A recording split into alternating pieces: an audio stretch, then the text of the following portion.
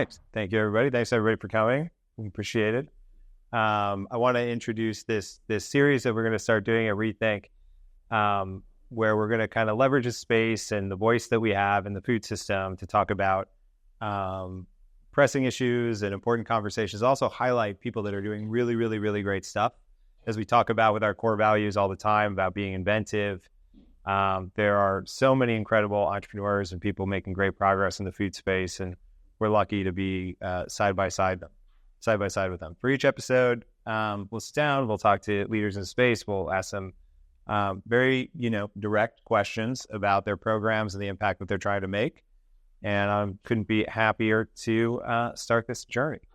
I'm really excited to introduce Corby, the Executive Director of Food and Society at the Aspen Institute. Longtime friend, introduced to me by Daniel Hume. And every Wednesday for close to 5 years, I have talked to Corby about the food system, challenges in running a nonprofit, challenges in scaling, challenges and opportunities. He's helped shape the way that we think about medically tailored meals at Rethink, the way that we partner with restaurants, and also our goals around creating an equitable food system, and just has been an incredible partner in this work. So thank you, Corby. Thank you for being here today. Delighted to be here. My only virtue and role in life is that I listen to Matt. To kick it off here, can you share a little bit more about your fellowship at the Aspen Institute and its goals? What inspired the work? So what is food and society at the Aspen Institute? And Matt's asking about one of our several initiatives, which is called the Food Leaders Fellowship.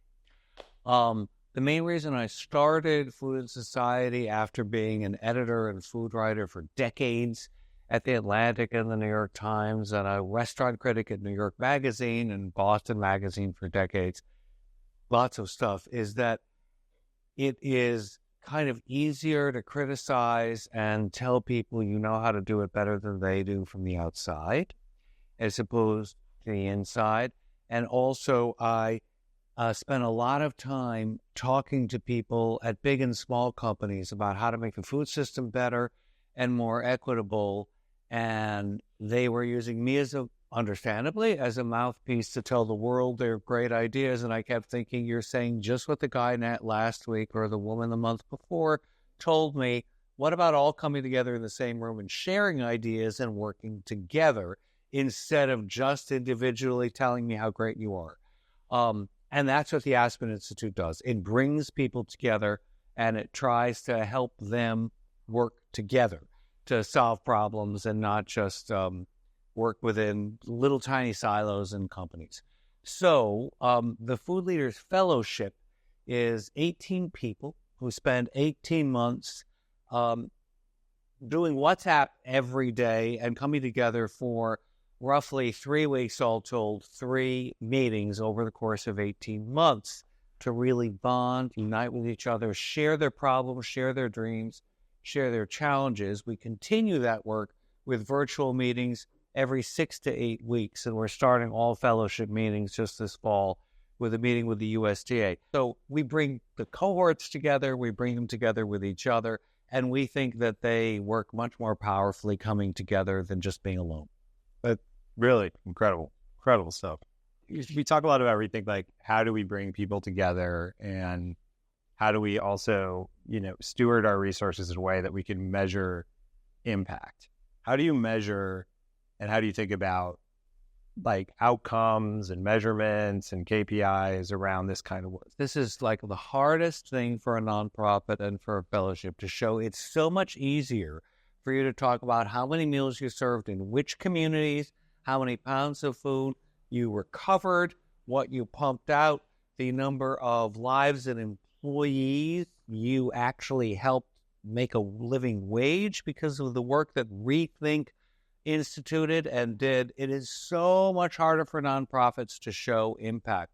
So what we do is through the stories of people coming together. In our first cohort, we had a woman from a military family. Did all of you know that 35 to 40% of currently enlisted military families face food insecurity? a very shocking and horrible statistic. And it's even a higher statistic for former military.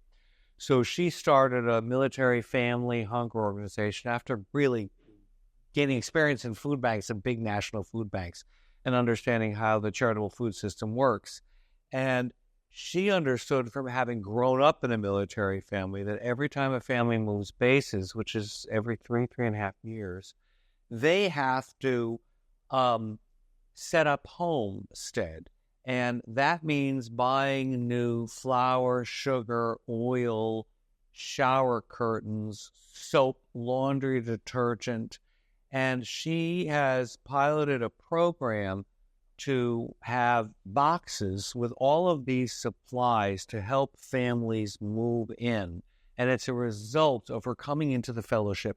We ask all of our fellows to come up with impact projects that will help extend the work that they're doing already and work with each other and mentors we introduce them to. And through our fellowship, she found a funder.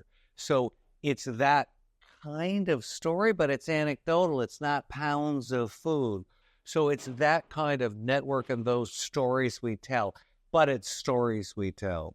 It's hard to just have actual KPIs. Speaking for the team, I'd say we agree that sometimes KPIs can become more of a distraction from what you're actually trying to accomplish and can lead people down certain roads that are not necessarily advantageous to the mission and the goal that you're accomplishing. The key of it is you're bringing people together, you're building a community, you're sharing ideas, you're building lifelong friendships, and that in and of itself should be enough.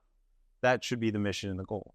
So how do you kind of message that to your donors and supporters and the people around you outside of this like pounds per meal and this is what, we did this, we made 1 million meals, or we got this person's thing funded and we got this person connected to this person? It's a daily struggle and you'll help me get better at it, Matt. But what it has a lot to do with so far is, for example, we have a number of potential supporters of the program who are very interested in youth leadership.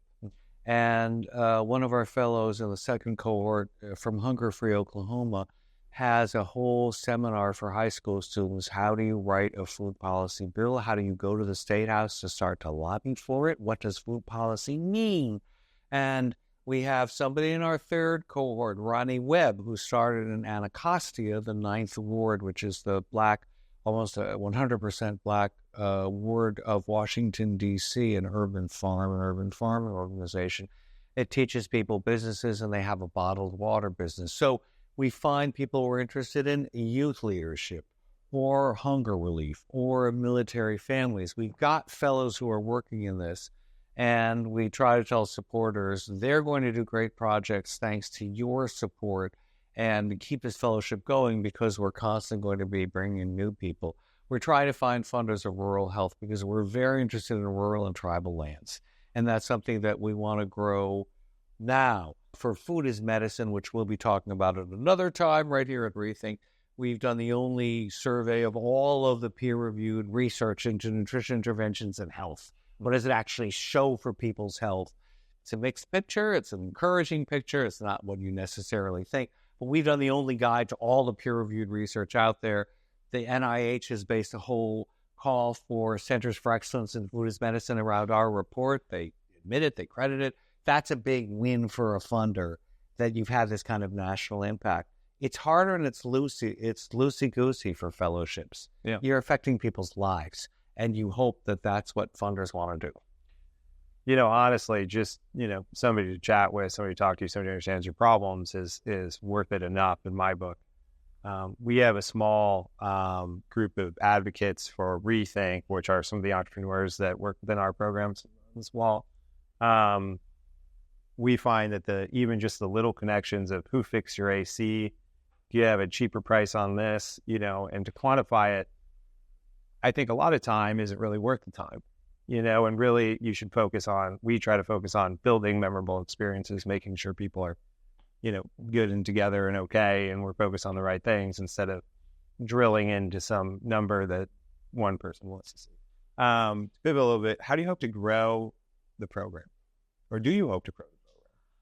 I wanted to survive forever, and I am now focused on a term endowment that'll keep us going for the next 10 years. But what I really want is for these fellows to say, here's what I've been able to do, or I was able to build by Friedman Ayers Foundation, or this fabulously charismatic guy named Dion Dawson from Dion's Chicago Dream, grew up largely unhoused on the streets of Chicago, went into the military, came back, and has started a nonprofit that's hunger relief. But it's a for-profit, and it delivers medically tailored groceries and boxes. It contracts with lots of people in Chicago.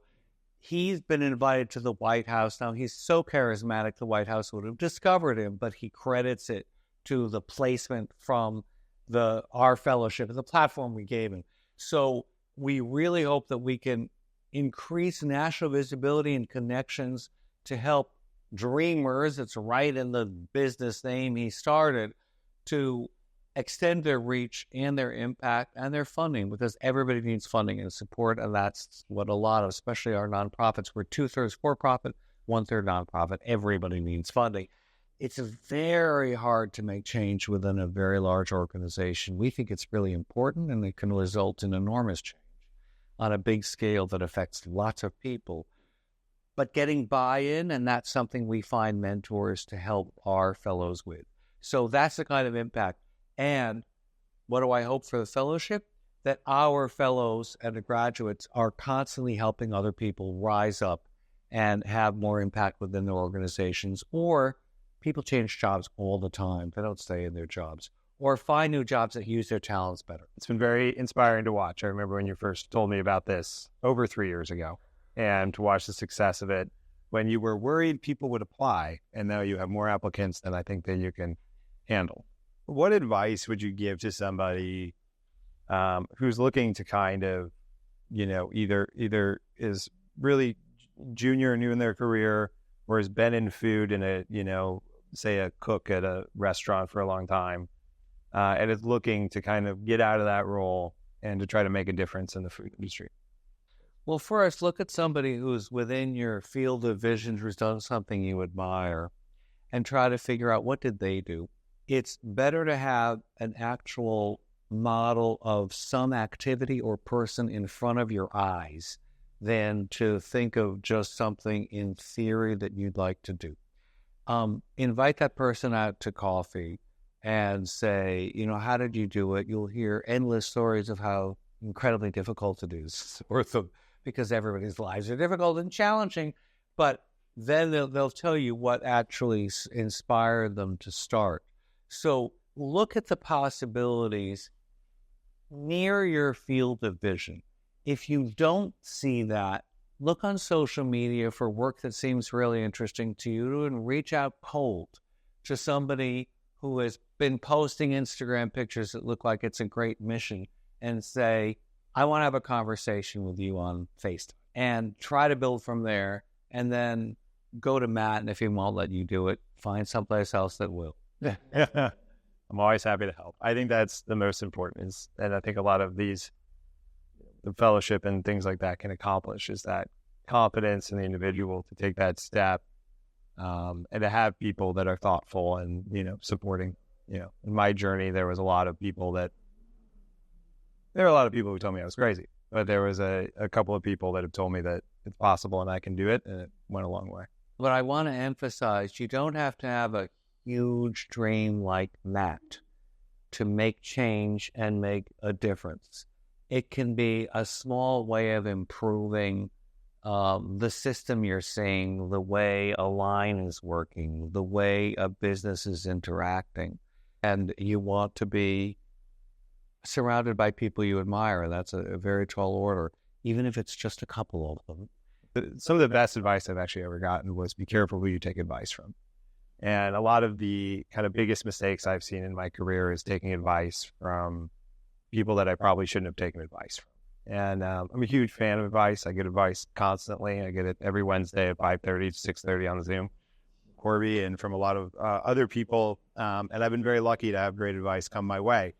But what is the absolute single best piece of advice you ever received? And if that's it, and then where did you get that advice? How did you search out that advice? One statement, I spent decades as a writer, and I tried to get every single idea and every piece of research I had into every article. And your job as a writer is to know much more than you tell. You really should be condensing a message based on lots of research you did, and the mission you want to have and what you want to change. Cast your net as wide as you can, but then focus on something very small. And it was a friend who was a writer and probably the smartest person. I knew everybody always described her as the smartest person. They knew her name was Barbara Kafka. She wrote the Microwave Gourmet Cookbook, but she wrote a million other things. And she said, "You will write again," meaning this is one iteration. This is one stage. If this doesn't work, the next one will work. Keep trying. I love that advice. That's grit. Grit makes up for, I think, 95% of success, and there was one really well-known entrepreneur who gave me advice when I ran to him asking him for money. When Rethink really, really, really needed money, this is before COVID. And he said, "I'm not going to give you money, but don't quit." We have some really fun questions on our robot bowl. We just ask you to pick one AI question. Okay. Is there hope for making alternative proteins as exciting as superhero movies without needing capes or spandex-clad leggings? So alternative proteins, the hope of them is reduce animal cruelty. You kill one animal and you can brew the cells infinitely and have lots of ground meat for tacos, because that's the most in our lifetimes we're going to see. We're not going to see whole-cut meats. So far, there's nothing available on the market. There's nothing economically feasible. The few things that have been marketed are mostly pea protein. It's like 80%, 90 or 90% pea protein. This tiny amount of cell-cultured meat. It's going to be a long time in our lifetimes before we see it. The promise is really exciting. As with everything like composting, what's so important is getting people aware of it in the first place. If you're aware that you should be composting, you're going to waste less food. Alternative proteins are probably going to be better for the environment, better for land use. It's so ridiculous, ethanol and corn. So who knows if it's going to be a big thing in our lifetimes, but making people aware on a larger scale is a great goal. Like you responded to that question saying, I'm more interested in how the employees are treated than if they're using plant-based proteins. And I wonder why your emphasis in the food system is on like the humans who are making food, and how that, can you just describe kind of your values when you think about like a more equitable food system and how that becomes focusing on like the people who are working there rather than the food itself? Many of our fellows, I couldn't believe more in improving the climate, and it's the urgent matter of our day, and especially for your generation. Personally, having been a restaurant critic and helping play it into a system that was just terrible to its employees and behind-the-scenes workers, I feel very bad for ever having glorified that. And I'm so much more interested in how servers are treated, and very importantly, how the people I don't see are treated. That if there's any way of finding out, or app, or talking to managers, or talking to servers, that's just the way I'm formed in my own experience. It's what I always want to know first. And there aren't good apps, and there aren't particular government incentives. We'll only give you loans if you can demonstrate that you treat your employees fairly and equitably and humanely. I don't have the answer. I hope that some of my brilliant fellows and your generation are going to find the answer. Ever since you joined the Aspen Institute, do you find that the landscape especially in the food industry, has been changing? Because at the end of the day, a lot of reforms that we hope to see will definitely challenge a lot of traditional corporations. So do you feel like the landscape will change eventually, or at the end of the day, those corporations will still fight? Regulation is what changes corporate behavior. And I believe strongly in stronger regulation. And I was just thinking about this today, and thinking about front of pack labeling that could have, high sodium, high fat. Having that might change consumer behavior. It does in Chile, it does in Mexico, but what it really does is change corporate formulas. And so menu labeling changes what corporations put on their labels because they know it's going to be prominently featured. So if they are told you're not allowed to have this level of greenhouse gas emission, and I think there's lots of chance in state by state, and I'd like to see. As far as consumer behavior, it's really important. I wish it were more important in changing corporations. The biggest change that we see right now is Ozempic and GLP-1 drugs, which are making people eat and buy less. And so companies are making smaller portions. And by some strange miracle, they crave junk food less. And so there's actually something moving the market. And so if something's working on a very large scale, it came out of nowhere, who knew this was going to happen? But that's changing corporate behavior in a good way. But regulation is usually the key, and it's exactly what most Republicans and libertarians don't want. My generation and people younger often see it as like a hopeless endeavor to try to like get up in the system there to make a difference, versus maybe starting a smaller thing for, let's say, like trying to help Black farmers get credits and loans.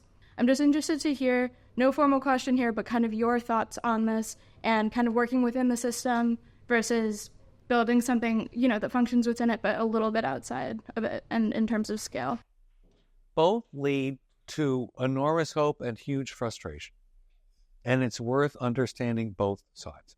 Sometimes people have been knocked around for enough years that they decide, I've had too many projects almost get to buy-in, and then I'm going to go into a nonprofit because I can't stand this trying to get many divisions of a huge company to buy in. And you're always at the whim of the profit cycle. And so they'll say, sorry, you know, sustainability was a great goal, but we can't fund it right now. So sometimes you can sit tight for a year or two if they don't cut your job, and then wait till your moment of impact arrives. It's an everyday struggle for people trying to make positive change on both sides wherever they are, but learning from each other and deciding, I'll take 3 years in nonprofit. We have a lot of crossover from for-profit to nonprofit and vice versa in our cohorts. You know, you mentioned a focus on people is something that you kind of took from your career as a, you know, food critic and food writer. I'm wondering if there's any other parts of maybe your early career that kind of informed how you have, you know, laid out your work at the Aspen Institute. You know, mostly it's what got me into writing about food in the first place. It was a love of the people who make food. They are so generous and they want to help, and they've often overcome huge challenges, and dyslexia is almost universal among chefs. There are so many challenges they've overcome to work in the profession they do, but there's this general generosity involved and behind what they do that I found enormously and find enormously appealing and inspiring. This kind of general generosity and teamwork and incredible profanity and humor, they're people I kind of fell in love with as a group. And so I've always wanted to work around. This concludes Family Meal at Rethink, the very first one. Thank you, everybody. Thank you, everybody, for coming. Thank you for really insightful questions. I really appreciate it. They're really great. And thank you, Corby. This was really great. Thank you. Great questions. Great group. Okay. Yeah, fun to figure out.